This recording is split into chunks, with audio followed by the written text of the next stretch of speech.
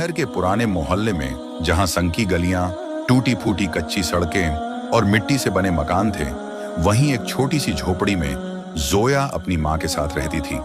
यह इलाका आम लोगों का था, जहां गरीबी की साया हर घर पर मंडराती थी, लेकिन लोगों के दिलों में फिर भी सब्र और शुक्र था। जोया की उम्र 19 साल थी। वह खूबसूरत, मासूम और मेहनती लड़की थी।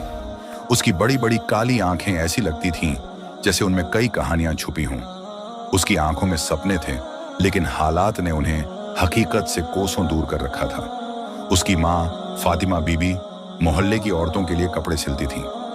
वह दिन रात मेहनत करके अपने घर का गुजारा करती थी। जोया भी अपनी माँ का हाथ बंटाती, घर के छोटे छोटे काम करती और जब भी उसे वक्त मिलता अपने अब्बू की पुरानी किताबों को पढ़ती। जोया, बेटी जरा पानी ला दे, बहुत प्यास लगी है, फातिमा बीबी ने कहा। जोया ने जल्दी से लोटे में पानी भरा और माँ को दिया। उनकी आंखों में थकान थी, लेकिन जब भी जोया उन्हें देखती वे मुस्कुरा देती।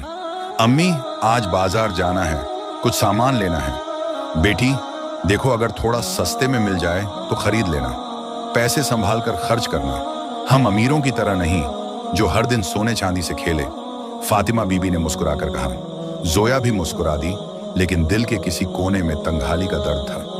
शहर के दूसरे छोर पर एक शाही महल था। यह शहजादा आर्यन का महल था, जो अपनी शाही जिंदगी से बेजार था। उसकी उम्र 25 साल थी। वह लंबा, हैंडसम और दिलचस्प शख्स था, लेकिन उसके दिल में एक अजीब सी बेचैनी थी। महल में सब कुछ था, नौकर चाकर, सुनहरी दीवारें, हीरे जवाहरात, लेकिन आर्यन की रूह को कभी सुकून नहीं मिला। उसे इस नकली दुनिया से नफरत थी।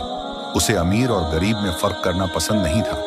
वह अक्सर अपने महल से बाहर निकलकर शहर की असली दुनिया को देखने चला जाता। आर्यन, तुम फिर से महल से बाहर जाने का सोच रहे हो? उसकी माँ बेगम साहिबा ने कड़े लहजे में पूछा। अम्मी, मुझे इस सोने के पिंजरे में बंद नहीं रहना, आर्यन ने गुस्से से कहा। बेटा, तुम्हारी शान और शौकत ही तुम्हारी पहचान है। बाहर की दुनिया तुम्हारे लिए नहीं बनी। मगर अम्मी, क्या मेरी अपनी कोई मर्जी नहीं? क्या मैं अपनी जिंदगी अपने तरीके से नहीं जी सकता? बेगम साहिबा चुप हो गईं। उन्होंने अपने बेटे को देखा, जिसने अपनी आंखों में एक अजीब सा दर्द छुपा रखा था। उस शाम हल्की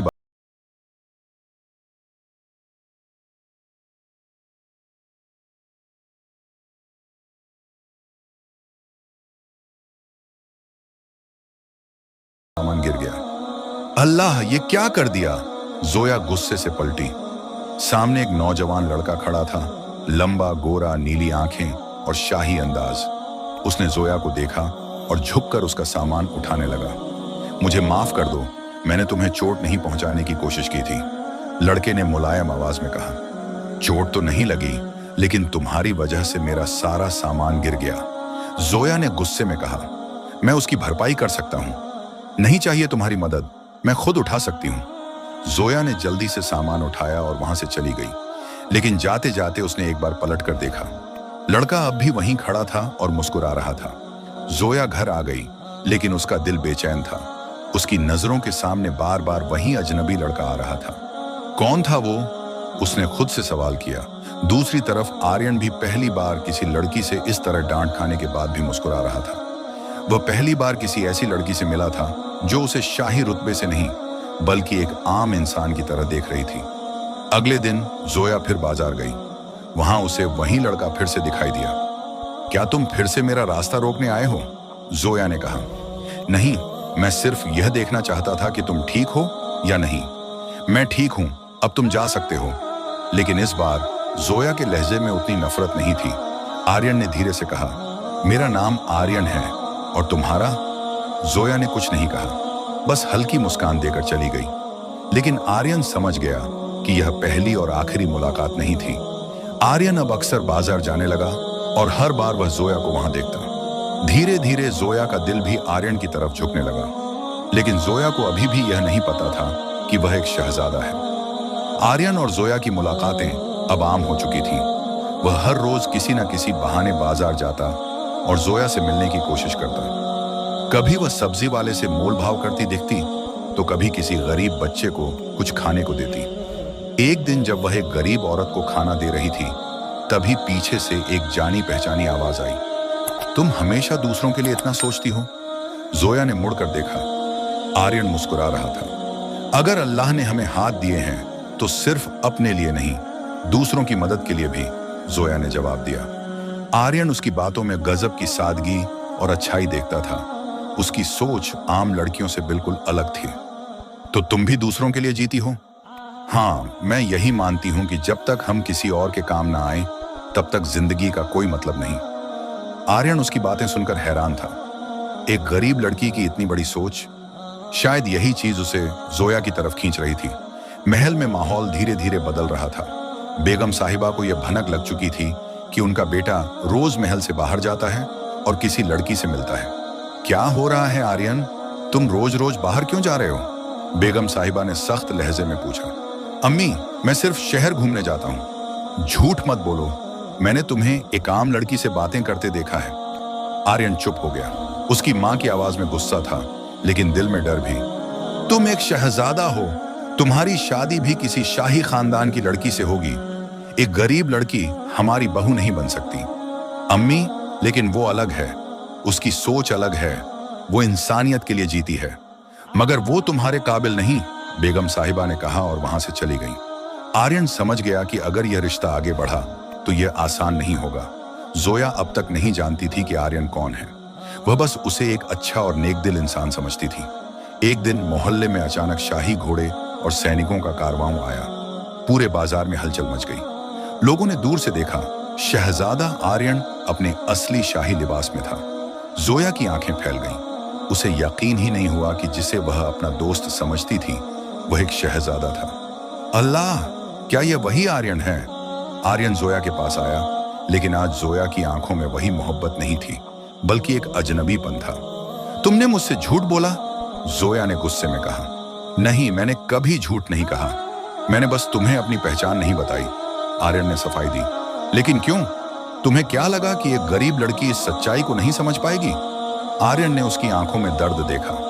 जोया, मैंने तुमसे छुपाया नहीं, मैंने बस सही वक्त का इंतजार किया। लेकिन अब बहुत देर हो चुकी है शहजादे। जोया वहां से चली गई, लेकिन उसके दिल में अजीब सा दर्द था। जोया अब आर्यन से मिलने से बचने लगी। वह जानती थी कि एक गरीब लड़की और एक शहजादे की मोहब्बत नामुमकिन थी, लेकिन आर्यन इतनी आसानी से हार मानने वालों में से नहीं था। उसने जोया से मिलने की बहुत कोशिश की, लेकिन हर बार जोया उसे नजरअंदाज कर देती। जोया, मुझसे बात करो। एक दिन आर्यन ने उसे रास्ते में रोककर कहा। अब बात करने को बचा ही क्या है? जोया, मुझे तुमसे कोई फर्क नहीं पड़ता कि तुम गरीब हो या अमीर। मेरे लिए तुम सिर्फ जोया हो, मगर तुम्हारी दुनिया तुम्हें मेरे साथ कभी नहीं रहने देगी आर्यन। यह हकीकत है और इसे तुम बदल नहीं सकते। आर्यन पहली बार खुद को लाचार महसूस कर रहा था। आर्यन की मां ने अब अपनी सख्ती बढ़ा दी थी। उन्होंने फैसला कर लिया कि आर्यन की शादी जल्द से जल्द किसी शाही खानदान की लड़की से कर दी जाएगी। शहजादा, तुम्हारी शादी बेगम सलमा की बेटी से तय हो चुकी है। आर्यन के पैरों तले जमीन खिसक गई। मैं यह शादी नहीं करूंगा। अगर तुमने हमारी बात नहीं मानी तो तुम्हारी हुकूमत छीन ली जाएगी। आर्यन अब मुश्किल में फंस चुका था। या तो वह अपने प्यार के लिए लड़ता या अपनी हुकूमत को बचाता। जोया को जब यह खबर मिली कि आर्यन की शादी तय हो गई है तो वह अंदर से टूट गई। मुझे पता था कि यही होगा। जोया ने फैसला किया कि अब उसे अपनी जिंदगी की हकीकत को मान लेना चाहिए। उसने मोहल्ला छोड़ने का फैसला किया। अम्मी, हमें इस शहर से चले जाना चाहिए। यहाँ अब हमारे लिए कुछ नहीं बचा। फातिमा बीबी ने अपनी बेटी की आंखों में दर्द देखा। बेटी, ये मोहब्बत आसान नहीं थी, लेकिन क्या तुम इसे इतनी आसानी से छोड़ सकती हो?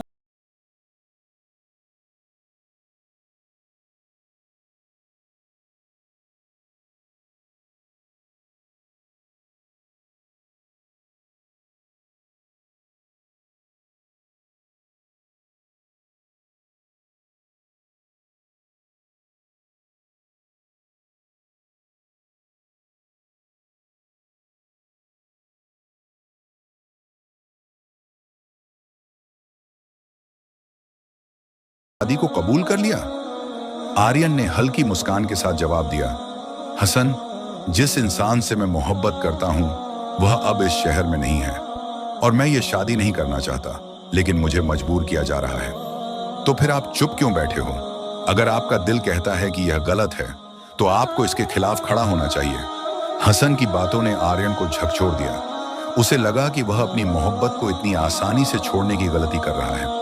जोया और उसकी माँ अब एक दूसरे शहर में आ चुके थे। यहाँ पर उनकी कोई पहचान नहीं थी, लेकिन उन्होंने एक छोटी सी झोपड़ी लेकर नई जिंदगी शुरू करने की कोशिश की। जोया अब भी दिन भर अपनी माँ के साथ कपड़े सिलने में मदद करती और रात को अपनी पुरानी यादों में खो जाती। अम्मी, क्या मोहब्बत हमेशा हार जाती है? जोया ने उदास लहजे में पूछा। बेटी, मोहब्बत हारती नहीं, बस इसे हासिल करने की हिम्मत हर किसी में नहीं होती, फातिमा बीबी ने प्यार से कहा। जोया मुस्कुराने की कोशिश करती, लेकिन उसके दिल में आर्यन की यादें अब भी जिंदा थीं। महल में शाही मेहमानों की चहल पहल थी। बेगम साहिबा ने हर जगह शादी की तैयारियां कर रखी थी, लेकिन ऐन निकाह के दिन आर्यन ने एक बड़ा फैसला ले लिया। जब काजी ने पूछा, शहजादा आर्यन, क्या आप इस निकाह को कबूल करते हैं? आर्यन ने एक पल के लिए सबको देखा और फिर ऊंची आवाज में कहा, नहीं, मैं यह निकाह कबूल नहीं करता। पूरा महल सन्नाटे में डूब गया। बेगम साहिबा का चेहरा गुस्से से लाल हो गया। तुम्हें अंदाजा भी है कि तुम क्या कर रहे हो? बेगम साहिबा ने गुस्से से कहा। हाँ अम्मी, मैं वही कर रहा हूं जो मेरे दिल को सही लगता है। मैं किसी और से शादी नहीं कर सकता, क्योंकि मेरी मोहब्बत सिर्फ जोया है। आर्यन ने फैसला कर लिया कि वह किसी भी हाल में जोया को ढूंढ कर रहेगा। उसने हसन को अपने साथ लिया और दोनों ने जोया की तलाश शुरू की। हसन, हमें हर जगह जाना होगा। अगर मैं अपनी मोहब्बत के लिए खड़ा नहीं हुआ तो मैं खुद को कभी माफ नहीं कर पाऊंगा, आर्यन ने कहा। शहर दर शहर भटकने के बाद आखिरकार उन्हें एक सुराग मिला। क्या तुमने कभी एक ऐसी लड़की को देखा है जो बहुत अच्छी सिलाई करती हो? एक दुकानदार ने कहा। हाँ, यहाँ एक लड़की रहती है जो बहुत अच्छा काम करती है। लोग उसकी बहुत तारीफ करते हैं। आर्यन को यकीन हो गया कि यह जोया ही है। रात का वक्त था। जोया अपनी झोपड़ी के बाहर बैठी थी और चांद को देख रही थी। अचानक उसे घोड़े की टापों की आवाज सुनाई दी। वह उठी और देखा, आर्यन सामने खड़ा था। आर्यन! जोया की आंखों में नमी आ गई। जोया, मैंने तुम्हें हर जगह ढूंढा। मैं जानता हूं कि मैंने तुम्हें बहुत तकलीफ दी, लेकिन मैं बिना तुम्हारे नहीं रह सकता। जोया ने अपनी आंखें झुका ली। मगर आर्यन, तुम्हारी दुनिया और मेरी दुनिया बहुत अलग है। नहीं जोया, अब कोई फर्क नहीं है। मैंने अपनी शाही पहचान को पीछे छोड़ दिया है। अब मैं सिर्फ एक इंसान हूं जो तुमसे सच्ची मोहब्बत करता है। जोया की आंखों से आंसू गिरने लगे। क्या तुम सच में सब कुछ छोड़ सकते हो? मैंने पहले ही छोड़ दिया है, अब बस तुम्हारी हां का इंतजार है। आर्यन ने जोया को अपने घोड़े पर बिठाया और वापस शहर लेकर आया। जब वे महल पहुंचे तो बेगम साहिबा उन्हें देखकर हैरान रह गईं। तो तुम उसे वापस ले ही आए? उन्होंने गुस्से से कहा। आर्यन ने सिर झुका दिया।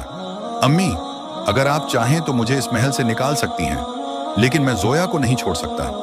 बेगम साहिबा ने जोया को देखा। उनकी आंखों में सादगी और सच्चाई थी।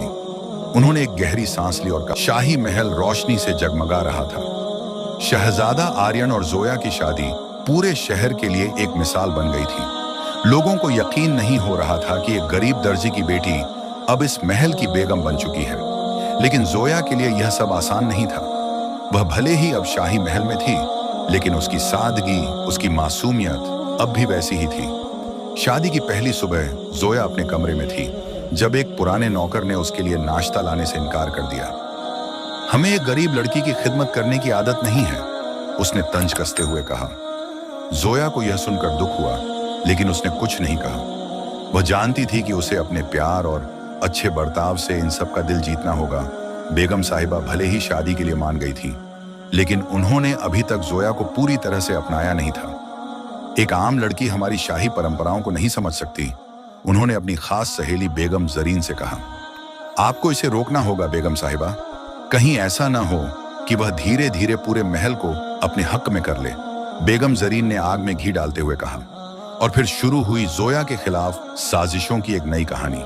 जोया को धीरे धीरे महसूस होने लगा कि महल में हर कोई उसे अपनाने को तैयार नहीं था। एक दिन महल की रसोई में शाही मेहमानों के लिए खाना बन रहा था। बेगम साहिबा ने जोया से कहा, अगर तुम इस महल की असली बहू बनना चाहती हो तो हमें अपनी काबिलियत दिखाओ। ये खाना तुम्हें खुद बनाना होगा। जोया ने बिना किसी झिझक के हामी भर दी। उसने पूरे दिल से खाना बनाया, लेकिन जब खाना परोसा गया तो एक महिला बेहोश हो गई। इस खाने में जहर मिलाया गया था, किसी ने चिल्लाकर कहा। पूरा महल सनसनी से भर गया। बेगम साहिबा ने गुस्से से कहा, देखा, मैंने पहले ही कहा था कि यह लड़की इस महल के काबिल नहीं है। जोया के लिए यह बहुत बड़ा इल्जाम था। आर्यन वहां पहुंचा और बोला, जोया कभी ऐसा नहीं कर सकती, इसमें जरूर कोई साजिश है। लेकिन महल के नियम सख्त थे। अगर जोया दोषी साबित हुई तो उसे महल छोड़ना पड़ेगा। जोया ने खुद को निर्दोष साबित करने का फैसला किया। उसने किचन के सभी नौकरों से पूछताछ की, लेकिन कोई भी सच बताने को तैयार नहीं था। फिर उसे महल की एक पुरानी नौकरानी से पता चला कि बेगम जरीन ने खुद रसोई में जाकर कुछ मिलाया था। जोया ने यह बात आर्यन को बताई। अगर यह सच है तो हमें इसे साबित करना होगा, आर्यन ने कहा। महल में एक गुप्त सभा बुलाई गई जहां सभी मौजूद थे। जोया ने बेगम जरीन को चुनौती दी, अगर आप निर्दोष हैं तो इस खाने को खुद खाकर दिखाइए। बेगम जरीन डर गईं और पीछे हट गईं। सच खुद ब खुद सामने आ गया, आर्यन ने कहा। बेगम साहिबा ने पहली बार महसूस किया कि जोया सिर्फ एक आम लड़की नहीं थी, बल्कि एक समझदार और बहादुर इंसान थी। इस घटना के बाद धीरे धीरे महल के लोग जोया को अपनाने लगे। जहां पहले नौकर उसकी बात नहीं मानते थे, अब वे उसे बेगम साहिबा की तरह इज्जत देने लगे। एक दिन बेगम साहिबा खुद जोया के पास आई और कहा, मैंने तुम्हें गलत समझा था, लेकिन अब मुझे यकीन हो गया है कि तुम इस महल की असली रानी बनने के काबिल हो। जोया की आंखों में आंसू आ गए। आर्यन ने उसे प्यार से देखा और कहा, मैंने तुमसे कहा था ना, अगर मोहब्बत सच्ची हो तो सारी मुश्किलें खुद ब खुद खत्म हो जाती हैं। जोया मुस्कुरा दी। महल में अब सब कुछ बदल चुका था। जोया, जिसे कभी यहाँ आने का हक नहीं दिया जा रहा था, अब इस शाही परिवार की बहू और आने वाली रानी बन चुकी थी। महल के लोग जो कभी उसके खिलाफ थे, अब उसकी इज्जत करने लगे थे। बेगम साहिबा, जिन्होंने उसे अपनाने में सबसे ज्यादा वक्त लिया, अब खुद उसे अपनी बेटी की तरह प्यार करने लगी थी। जोया, तुमने साबित कर दिया कि एक अच्छी बीवी होने के साथ साथ तुम इस शाही घराने की असली वारिस भी हो, बेगम साहिबा ने प्यार से कहा। जोया की आंखों में खुशी के आंसू थे। उसने अपनी मोहब्बत और नेक दिली से सबका दिल जीत लिया था। लेकिन जब सब कुछ ठीक लगने लगा था, तभी महल में एक नया तूफान आने वाला था। आर्यन और जोया की शादी को 6 महीने हो चुके थे और महल में हर कोई खुश था। लेकिन एक रात अचानक जोया के कमरे में एक खत मिला। अगर तुमने यह महल नहीं छोड़ा तो बहुत जल्द तुम अपनी सबसे प्यारी चीज को खो दोगी। जोया यह पढ़कर डर गई। उसने यह बात सबसे छिपा ली, लेकिन उसके दिल में डर बैठ गया। जोया ने खुद इस राज को जानने की ठानी। रात को वह छुपकर महल की पिछली गलियों में जाने लगी। वहां उसने देखा कि बेगम जरीन किसी अजनबी से मुलाकात कर रही थी। अगर जोया महल में रही तो वह इस पूरे राज्य की मलिका बन जाएगी, तो फिर हमें उसे हटाना होगा, उस आदमी ने कहा। जोया ने यह सब सुन लिया। उसे समझ आ गया कि यह साजिश अब भी जारी थी। जोया ने आर्यन को सारी बात बताई। यह बहुत हो गया, मैं अब इसे और बर्दाश्त नहीं कर सकता, आर्यन गुस्से से बोला। उसने बेगम जरीन को दरबार में बुलाया और कहा, आपने हमारी जिंदगी में पहले भी जहर घोलने की कोशिश की थी और अब भी वही कर रही हैं, लेकिन इस बार आपको इस